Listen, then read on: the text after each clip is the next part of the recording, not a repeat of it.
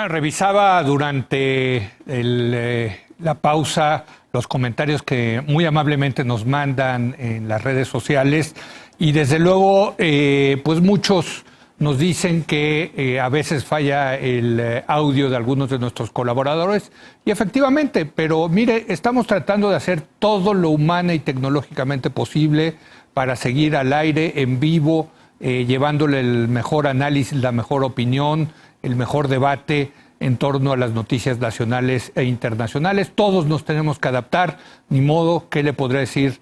Me encantaría tener más bien a todos nuestros colaboradores e invitados aquí en la mesa como solemos hacer. Pero muchas gracias por estar al pendiente de lo que está pasando en la hora de opinar y le aseguro que conforme pase el tiempo seguiremos mejorando la transmisión. Pero cambiemos de tema y ahora vamos a entrar en materia. La Organización de Países Exportadores de Petróleo y los aliados, la llamada OPEP Plus, llegó a un acuerdo para recortar la producción petrolera a nivel mundial y así paliar la crisis de precios afectadas por la pandemia del COVID-19. ¿Cómo quedó México? ¿Cuál fue el acuerdo al que llegó nuestro país con Estados Unidos? En fin, para examinar este tema y más allá de eso, la apuesta de López Obrador, del presidente López Obrador al tema petrolero. Saludo vía remota y a sana distancia a nuestros especialistas en temas energéticos. Pablo Zárate, ¿cómo estás, Pablo? Muy buenas noches. Buenas noches, Leo. Me da mucho gusto saludarte. Gracias. Y Gonzalo Monroy. Gonzalo, muy buenas noches. Mi querido Leo, Pablo, muy buenas noches. Bueno, pues 9.7 millones de barriles decidieron recortar la OPEP y hoy los precios del petróleo se desplomaron. Gonzalo. Sí, parece ser de que estamos persiguiendo esa inalcanzable demanda que por desgracia parece ser que sigue cayendo. La reunión de la OPEP de la semana pasada, de la cual seguramente vamos a platicar, trataba de llegar a 10, 12 millones de recorte y fue claramente insuficiente. Los mercados prácticamente no se movieron y como muy bien apuntas, empezaron incluso a disminuir. La realidad es que la demanda está cayendo más rápido de lo que pueden ser los recortes. No se ve para cuándo termine la parte del coronavirus. Hay algunas noticias positivas en España, en Italia, pero todavía no estamos en esa visión del túnel. Pablo, entonces, ¿sirvió o no esta reunión que durante el fin de semana nos tuvo a todos muy ocupados viendo las noticias de la OPEP Plus? Mira, es una reunión histórica por el volumen del recorte y es una reunión muy importante porque le da sentido de dirección a los mercados y le pone un piso a los precios del petróleo. Siempre pensamos que la reacción del mercado tendría que ser a la alza con este tipo de acciones y con este tipo de noticias, pero creo que más bien en este momento lo más importante es que los precios no continuaron cayendo de forma tan dramática. Si no se hubiera logrado ese acuerdo, Leo, hoy estaríamos hablando de un escenario de precios todavía más dramático que el que tenemos ahorita. Entonces yo creo que es una reunión importante y creo que los acuerdos logrados ahí son históricos y ponen claro que los grandes productores del mundo tienen todo el interés de colaborar Pero a ver, Pablo, lograr que los mercados se balanceen. Pero Pablo, hoy que estaba viendo los mercados, no sé cómo cerró el petróleo, el West Texas, pero si no me equivoco andaba por ahí de 21, 22 dólares. O sea, que es de los más bajos precios, salvo hace unas semanas. ¿Se hubiera podido ir de verdad más bajo? Sí, por supuesto, Leo. En realidad estamos hablando aquí de un escenario en el que la capacidad de almacenamiento de crudo del mundo se nos está acabando a pasos acelerados. Es decir, el hecho de que se haya destruido alrededor de 30 millones de barriles diarios de demanda y solamente hayamos recortado 10 millones de barriles puede sonar como un desbalance tremendo y lo es. Pero la realidad es que lo que significa es que recortamos de manera significativa lo que nos estábamos comiendo todos los días en capacidad de almacenamiento. Entonces, si llegamos a un punto en el que no tenemos más capacidad de almacenamiento de crudo en el mundo, podríamos llegar a ver precios de crudo inclusive negativos, donde la gente pague para que se lleven el crudo que los productores se quedan en las manos. Entonces, estamos realmente en una situación crítica. Sé que todas las industrias del mundo están hablando en este momento de que están en crisis, pero la crisis es particularmente recia en el sector petrolero. A ver, Gonzalo, pero ayúdanos a entender esto. ¿Por qué no, en lugar de regalar el petróleo, por qué no cierran los pozos? Supongo que hay pozos que los pueden cerrar relativamente fácil, ¿no? Es un poquito más complicado, Leo, y creo que vale la pena ahora sí que tener una pequeña clase de ingeniería petrolera. Venga. El único país que puede abrir y cerrar la válvula, valga la expresión, es Arabia Saudita. Es el único que tiene capacidad de excedente. El problema para todos los demás países, desde Rusia hasta Argentina, de Argentina hasta Tokio, de Tokio a Dubái, pues prácticamente en el momento que tú cierras un pozo, que lo taponas temporalmente, pierde energía, pierde sobre todo presión este campo. Así que si un pozo que tú lo cerraste, vamos a decir un número, con 1000 barriles de producción, cuando tú lo quieras volver a abrir, normalmente llega un pico máximo como de 700, 800. Obviamente hay campos y condiciones diferentes en cada uno, pero típicamente eso es lo que pasa, se pierde presión, se pierde energía, se vuelve más costoso tratar de sacar de nuevo los barriles y simplemente se pierde ese espacio de oportunidad.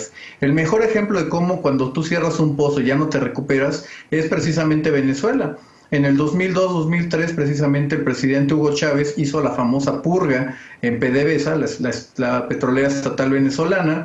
Los petroleros que estaban en contra de Chávez cerraron los pozos y a partir de ahí Venezuela nunca jamás pudo regresar a los niveles que tenía. Pero entonces déjenme preguntarles si es relativamente difícil más bien cerrar los pozos cuando llegan a un acuerdo de vamos a bajar 9.7 millones de barriles diarios, pues ¿qué pasa? ¿Cómo le hacen los países? A ver, pues, Gonzalo, si quieres sigue tú con esto. Adelante. Pues mira, principalmente lo que va a pasar es que los precios están matando, a falta de mejor palabra, a muchísimas empresas petroleras. El mejor ejemplo lo que estamos viendo en Estados Unidos, ya varias están justamente declarando el capítulo 11 de la bancarrota, otros están tratando de vender activos y simplemente esto va a ir sacando la producción del mercado. A esto verdaderamente es a lo que le apostaba el presidente Donald Trump.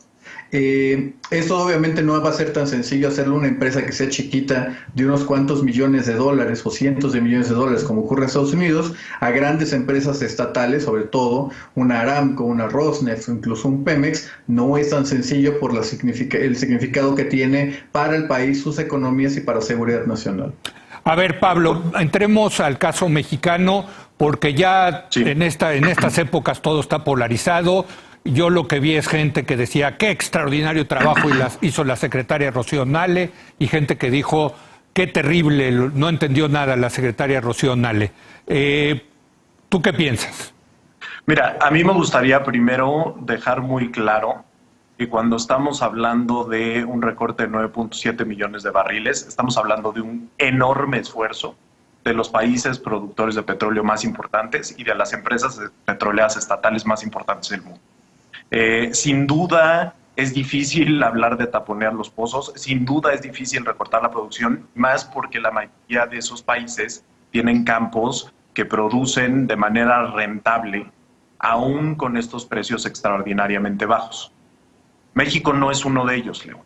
México tiene algunos campos que son particularmente baratos para producir, pero tiene unos campos que son francamente caros, y en este momento no hay manera que ganen dinero. Es decir, cada barril de petróleo que se produce de una serie de campos en México con este nivel de precios genera una serie de pérdidas importantísimas para la petrolera. Pero permite preguntarte, ¿convendría entonces taponear esos pozos? Por supuesto. ¿Sí? ¿Con todo y que luego van a producir menos? No, los pozos van a perder dinero porque no pueden ganar dinero a menos que estemos hablando de un nivel de precios de 45, 50 dólares Brent. Ok, sí, eso lo entiendo. Que es muy lejano a este momento. Entonces, una de las cosas que es creo que útil para el debate público es que toda esta discusión puso sobre la mesa uno de los debates que se habían perdido a lo largo del tiempo. Petróleos Mexicanos debe producir todo lo que produce, o Petróleos Mexicanos mejor debería de recortar la producción independientemente de lo que pase en la OPEP. Es muy claro que si está perdiendo dinero de forma permanente, que si tiene los niveles de pérdidas que tuvo el año pasado, Petróleos Mexicanos debería de reconsiderar su portafolio, debería de cerrar algunos pozos y debería de abandonar algunos campos. Pero a ver, ahí Gonzalo, perdón, la disyuntiva es: ¿sigo produciendo y voy perdiendo dinero, o cierro o taponeo temporalmente los pozos? Y ya cuando los quiera abrir porque subió el precio del petróleo, pues van a producir menos, ¿no? ¿Entiendo? ¿Es correcto? Va por ahí, pero es más, yo te lo pondría en una pregunta y creo, incluso lo dejaría en la reflexión para todo el público que nos está viendo. ¿Qué nos conviene más? Un Petróleos Mexicanos que produce 1.7 millones de barriles y, como dijo Pablo, tiene unas pérdidas de 35,000 millones de dólares como las tuvo el año pasado, o un Pemex de 1.3 millones que genere ganancias, que le esté generando valor al pueblo mexicano, más donde estamos en este momento. En este caso, es una pregunta retórica, ¿no, Gonzalo? Claramente lo segundo, ¿no? O sea, nadie te diría lo primero, ¿no? ¿Eh? No necesariamente ahí. Lo que pasa es que la pregunta esconde una parte técnica muy complicada de la cual estaba hablando Pablo. Tenemos lugares donde el petróleo sí es abundante, pero es extremadamente complicado y sobre todo caro de sacarlo. Pensemos en aguas profundas. Pensemos en toda la parte de los recursos no convencionales, el famoso shale que podemos sacar con el fracking. Tenemos ahí una riqueza, una abundancia petrolera sin igual, literalmente de calidad mundial. El problema es que no tenemos toda la estructura arriba de la tierra, los contratistas, las cadenas de suministro, los acuerdos con los tenedores de la tierra, con las comunidades. Obviamente todo el énfasis que está poniendo esta administración para frenar la iniciativa privada, y entonces estamos en una parte donde cómo luce el futuro. Nos conviene más si los campos, imagínate, ya los tenemos más chiquitos, pero son más rentables a estos niveles de precio. Obviamente van a ser más rentables cuando los precios se recuperen. Y ahí es donde, por desgracia, Leo, creo que estamos todavía bastante lejos de todo esto. Esto yo abundaría incluso en el punto de Pablo. Esto no solamente almacenamiento de petróleo crudo, es también el almacenamiento de los refinados, que está por llegar a niveles máximos también. A ver, sí, Pablo, tú querías decir algo para irnos después a la pausa. Sí, quería conectarlo con tu pregunta sobre el recorte de los 400,000 barriles. La comunidad internacional le pidió a México que cortara 400,000 barriles y México decidió solamente recortar 100,000 y adquirir una deuda bilateral con Estados Unidos para ganar ese derecho. Pero en realidad lo que hicimos aquí es adquirir una deuda con Estados Unidos que francamente no va a tener que hacer nada para ganar el derecho de perder dinero.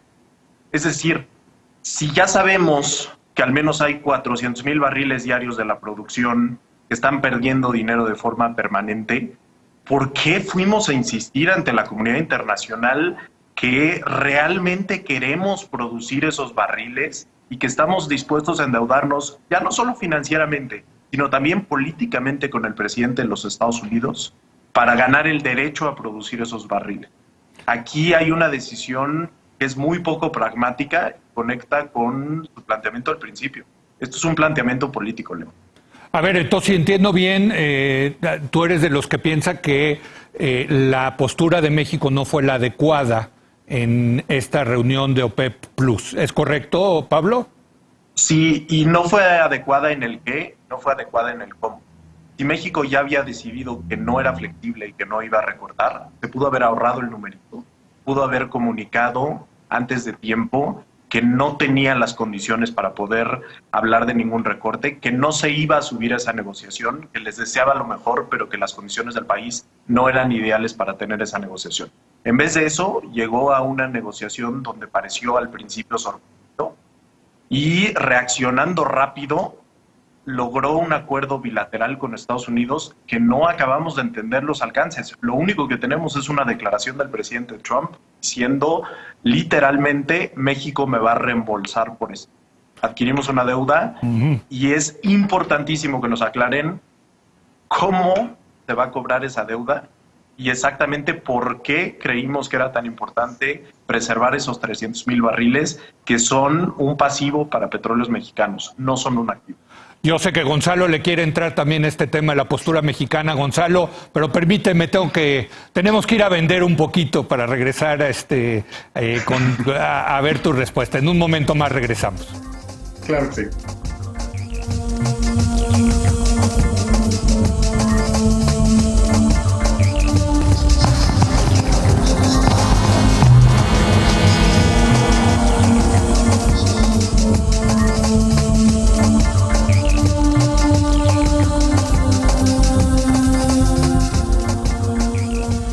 Estamos de regreso y seguimos con nuestros especialistas en temas energéticos, Pablo Zárate y Gonzalo Monroy. Gonzalo, nos quedamos con tu respuesta de la postura de México durante esta reunión del fin de semana de la OPEP Plus. ¿Hizo bien México? ¿Hizo mal México? Ya nos dijo Pablo Zárate su opinión, ahora queremos la tuya. Pues mira, Leo, en realidad, y aquí déjame empezar diciendo de que México nunca estuvo en posibilidad de dar los 400,000 barriles que le estaba pidiendo los demás países. Y no es que se los pidiera en ese momento sin que México supiera a dónde estaba entrando.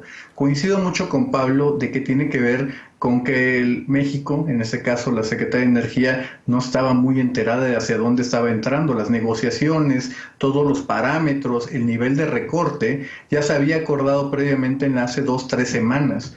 Lo que se estaba haciendo en la reunión que ocurrió el jueves era un acto meramente protocolario, tomarse la foto, sacar una declaración conjunta. Los países de la OPEP y sus invitados están abogando por la estabilidad de los precios, queremos la salud de la economía y la paz mundial, todo el mundo a firmar fotografías y todos a celebrar el acuerdo.